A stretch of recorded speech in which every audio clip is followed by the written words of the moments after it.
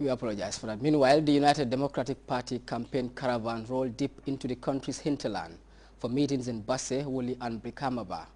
The UDP leader, lawyer Ousseynou Dabo, denied suggestions he refused to join the United Front. Mamadou Diallo is following that campaign caravan and he now reports.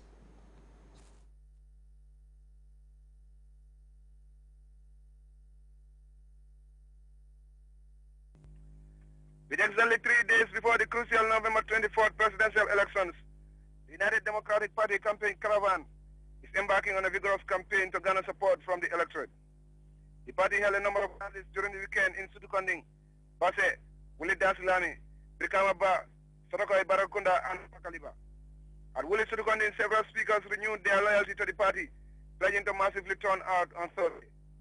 The UDP leader, lawyer Ousseynou Dabo, dismissed allegations that he refused to join the United Front to oust the APRC, saying he was not impressed with their agenda. Dabo said, "I am not power hungry and would gracefully follow any success of the fight for injustice." Dabo said, "I am not power hungry and would gracefully follow any success of the fight for justice and rule of law if I should lose the election."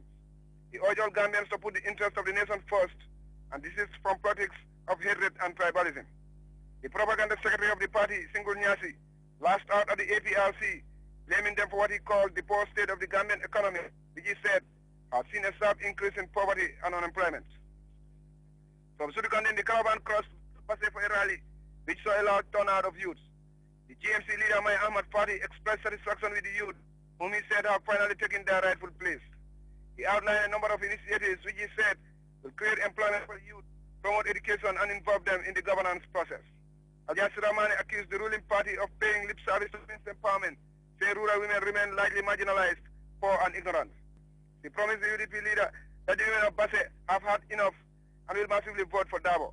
The lady chairman of Tumaka, Kumbakora, also scorned what she called half-hearted initiatives to empower women. Added that any genuine attempt should first start by promoting free education, healthcare, and sport economic activity. Other speakers such as Suna Suso, Kejan Sila, and Musa Kora pledged the youth vote for Dabo.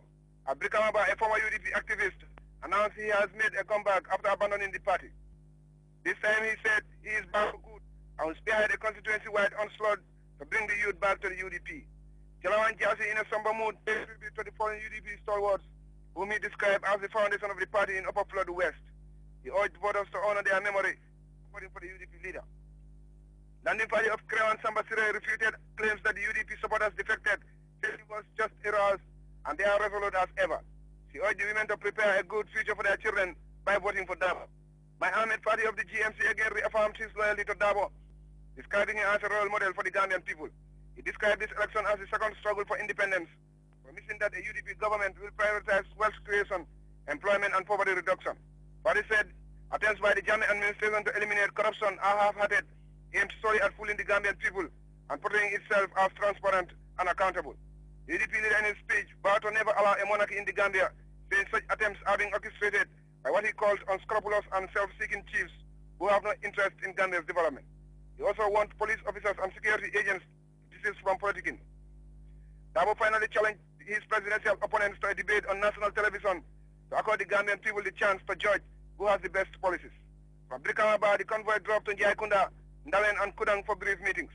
They later held rallies at Sorokoi, Barakunda, and Pakaliba. At Barakunda and Pakaliba, similar messages were delivered by UDP leaders urging people to vote for change. Honorable Bawaning K. Dafe of Kiang West urged the electorate to redeem the country from the clutches of the APRC government. He urged people to ignore threats by the ruling party, to ignore those areas that do not vote for them. They are taxpayers and are entitled to developments, Dafe said. He therefore urged them to teach the APRC a good lesson by denying their vote. From Barakunda, the campaign caravan drove to Jara Toyatawa for a night stop. They held rallies in Soma and Kayaf before having a night stop at Kiang Jali. Mamadou Diallo, reporting from Soma for GRTS. Well, back to our earlier mentioned story. The United Front-backed candidate, Hamad Nkeba, concluded his presidential campaign tour of provincial Gambia with meetings in Kerkatim, Toroba, and Dungu Kebe during rallies in these villages. The United Front presidential aspirant promised to ensure that all Gambians have access to basic necessities like clean water and electricity. GRT's Mustafa Mbai is accompanying the tour and he now tells us more. Celebrate victory on Friday. He promised to join small villages into big towns across the country to ensure that all Gambians have access to basic necessities like electricity and clean water. He also promised to use the waters of the River Gambia for irrigation purposes to ensure that farmers enjoy all year-round farming activities. Hamad Ba also promised to strengthen the country's democratic process and the rule of law. At the Toroba meeting, the independent candidate promised to construct feeder roads across the country and ensure that farmers get good prices for their products. The regional party chairman, Amadou Ba, assured his boast of victory in the region, saying he has already done the groundwork of mobilizing communities to vote for him in their large numbers. At the final meeting in Dungu Kebe, Amadou Ba promised to create more employment opportunities if elected. He told supporters that he sacrificed his former party to lead the coalition because of the trust Gambians have in him. Mr. Ba commended his regional mobilizer for what he described as a great job, judging by the attendance at the rally. He assured supporters that he shall always be available when needed. Amadou Ba used the occasion to advise supporters to desist from all forms of violence, saying violence breeds enmity, which is unacceptable in a country where people are one and the same. Omar Mane, Doi political activist, called on voters to give a try to another government by voting for Hamad Ba to power. Sheikh Sise of the United Front Coalition said farmers has lost all support under the APRC administration. Ami Sabali of the United Front called on women to vote for Hamad Ba, saying programs are already in place to bring down all basic commodity prices. Reporting for the news, I am Mustafa Mbai. The president of the Narika Rice Farmers Association has been touring parts of the country, holding meetings with fellow farmers who produce the high-yield rice variety. The meetings come against the backdrop of poor yields in large parts of the country. Ndekumba Demba tells us more.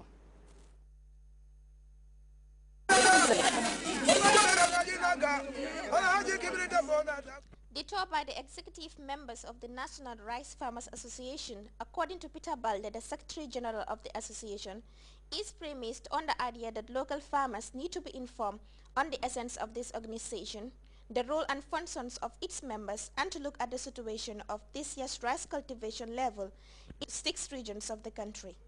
Discussions also centered on ways of sustaining the association as an apex body of all other regional rice farmer associations in supplementing government efforts to the drive toward food security in the Gambia. For his part, the president of the association, Alhaji Kibel Janguranga, called for unity amongst all rice farmers in order to adequately cultivate enough rice to not only feed the Gambia's teeming population, but also ensure that all the country will save enough foreign currencies spent on rice importation. The entourage met with rice farmers at the URR Governor's Bantaba, where the Regional Director of Agriculture, Memba Dahaba, commended the association for taking the right steps, noting that it is easier for donors and NGOs to work with an organization than a single farmer. In URR, rice farmers from different districts of the region were present at the meeting. Some of them spoke of their challenges they faced during the 2011 rice cultivation. From URR, the entourage proceeded to Brikamamba, CRR South, where the Vice President of the association, Sambu Damfa, emphasized the need for members to pay their subscription dues, something he says is a prerequisite for the success of any association. The Rice Farmers President in the CRR South region, Basiru Boy, who is also the Treasurer of the National Rice Farmers Association, said, "If only there is a fair level playing ground for all the regions, that the organization will prosper." This year's low rain, he says, resulted in a 20% yield, which is a big loss to CRR South. Honorable Yerambala, the National Assembly member for Lower Fuladu West, and Chief Lamin Balde of the Lower Fuladu West also graced the meeting. They said the rice farmers are fortunate to appoint such a strong executive body to run the affairs of the association, advising them to sustain the progress registered with the association. Mamadou Sane, monitoring and evaluation Narika specialist Nari, who is also with the tour team, revealed that low rain is not the only factor that resulted to low yield of rice this year. They are making Narika rice secondary. It doesn't come until after forced weeding of early millet and maize. Because at maturity time, or close to maturity in some of the areas, when I went round, I noticed that the early millet, the fruit is already ripening. And the maize has already borne some cobs already. But the Narika rice is not up to 50 centimeters high. So what does that mean? That is showing that the Narika was sown late.